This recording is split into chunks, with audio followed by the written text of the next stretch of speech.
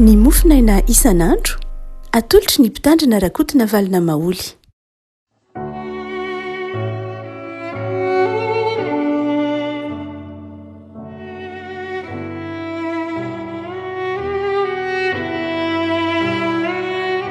Fanomerahaba antsika riavako malala tratra ity zoma fa fito ny volana aogositra ity.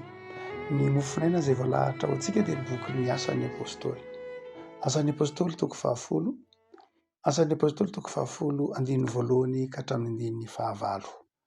Asan'ny apôstôly toko 10 andininy voalohany ka hatramin'ny andininy 19. Vakintsika amin'ny anaran'i Jesosy.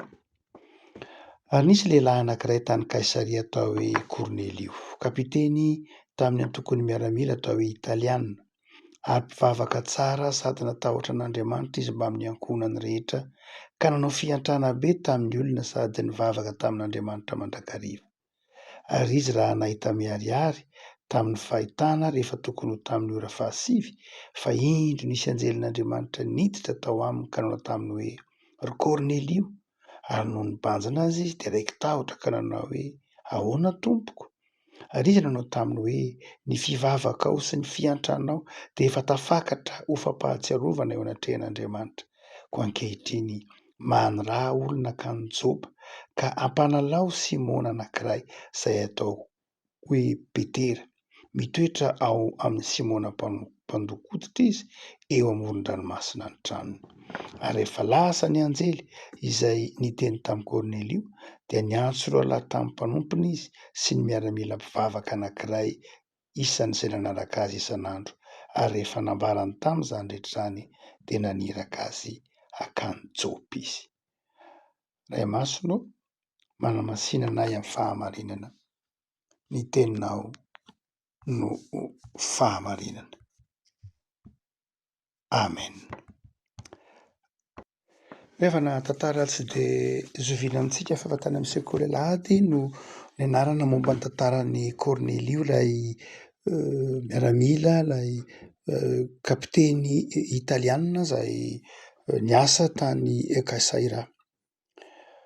Ity kapiteny Italiana ity dia ambaran'ny Lioka manokana, satria Lioka nanoratra ny bokin'ny asan'ny apôstôly, fa kristianina nampino ny vavaka tsara ary tia manao asa soa. Hoy ny andininy faharoa manao hoe: "Sady natahotra an'Andriamanitra izy mba amin'ny ankohonany rehetra ka nanao fiantrana be tamin'ny olona." Dia hitantsika indray amin'ny andininy 14 manao hoe: "Ary izy nanao taminy hoe ny fivavakao sy ny fiantranao dia efa tafakatra any amin'Andriamanitra, na efa tafakatra ho fampahatsiarovana eo anatrehan'Andriamanitra." Ity kapiteny Italiana ity izany dia fantatr'Andriamanitra ny toetrany, fa sady tia vavaka izy, tia asa soa. Fantatsika tsara moa ny teolojian'ny Lioka. Lioka dia tsy mampisaraka mihitsy ny vavaka sy ny asa soa. Ny ahafantarana fa mpivavaka ny olona, mino ny olona amin'ny Lioka dia tsy mampisaraka mihitsy fa mampiara-dalana mandrakariva ny vavaka sy ny asa soa. Lioka ny mampianatra ny olona hivavaka. Amin'ny fanazarakan'ny Lioka fantatsika tsara ny toko 7, toko 10 nametram-panontaniana tamin'ny Jesosy mpianatra manao hoe: "Mba hampianaro mivavaka izahay." Fa Jaona nampianatra ny mpianany hivavaka. Dia Jesosy no nampianatra azy hivavaka hoe: "Raha mivavaka ianareo dia tonoiny hoe rainay izay any an-danitra." Amin'ny Lioka dia izao: ny vavaka dia ianarana.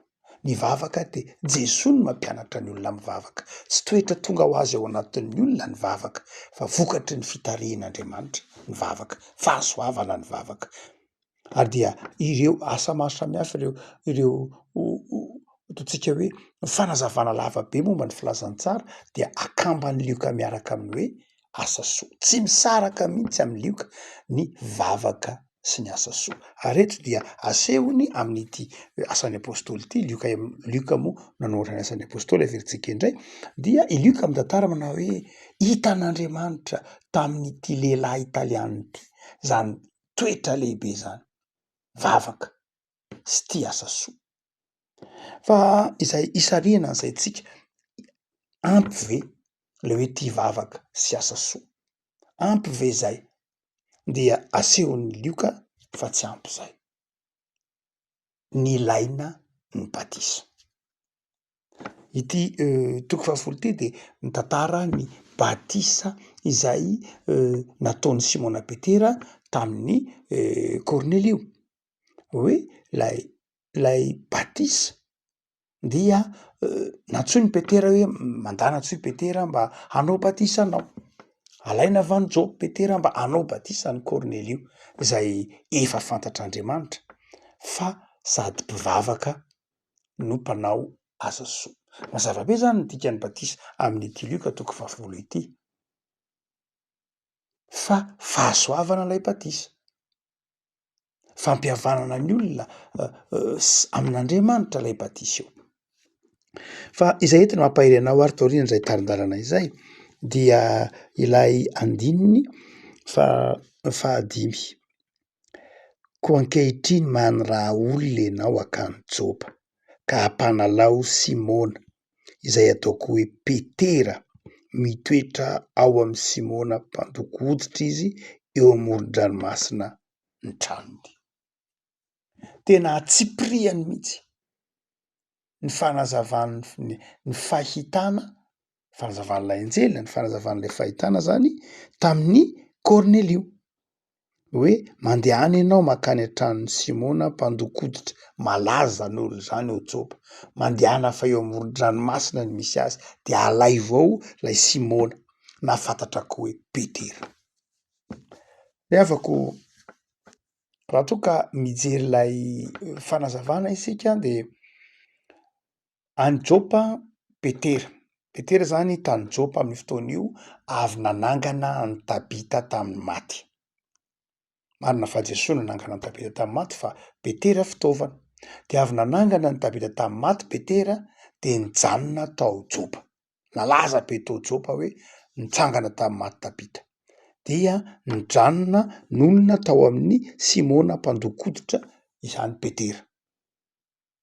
Ao amin'ny tanàna Jopa zany dia karazana seranana zany Jopa, seranana kely, ary Jopa de seranana kely zay saika reo mpanarato jiosy tsotsotra ny monina ao Jopa.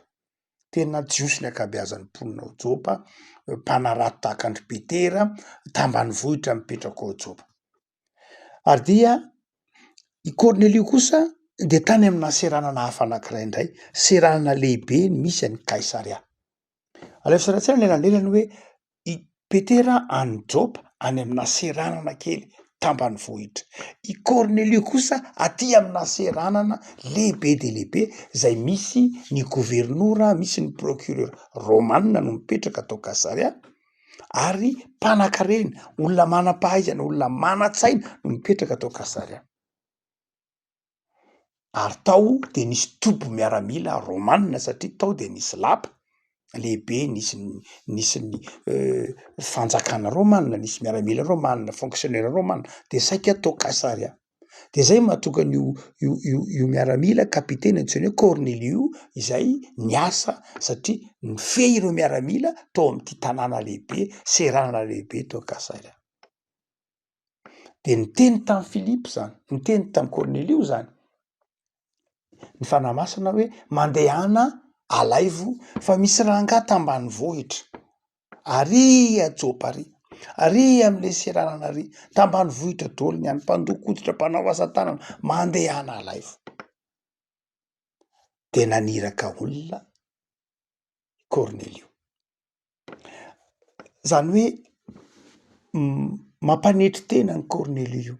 Tsy nampiotsina ny Cornelio mihitsy ny hoe naniraka olona naka andeha ho any Jopa. Zany Jopa zany raha ohatra ka amintsika izao de toy le tenenany resaky Filipo sy Natanaela hoe de move misy zava-tsoa any Nazareta. Inona no alehany Jopa? Aiza ny misy olona tsara any Jopa? Aiza ny misy olona manam-pahaizana any Jopa? Aiza ny misy olona azo fa de naniraka olona nakany any ity Cornelio ity.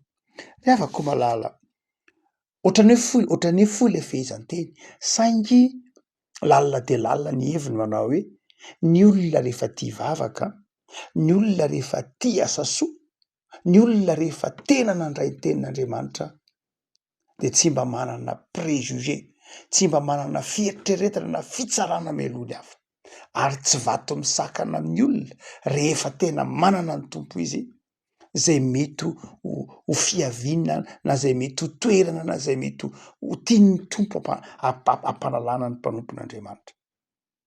Rehefa tena ao amin'ny tompo ny olona tahaka ny Kornelio, rehefa tena niaina tamin'ny vavaka izy, rehefa tena niaina tamin'ny asa soa izy, de zao miova ny fisainany, ary lay toe-tsaina miavonavo ny renivohitra, lay toe-tsaina mieritreritra ho ambony ny renivohitra de nifohanany Kornelio ka nanaiky naniraka olona nakany Jopa izy.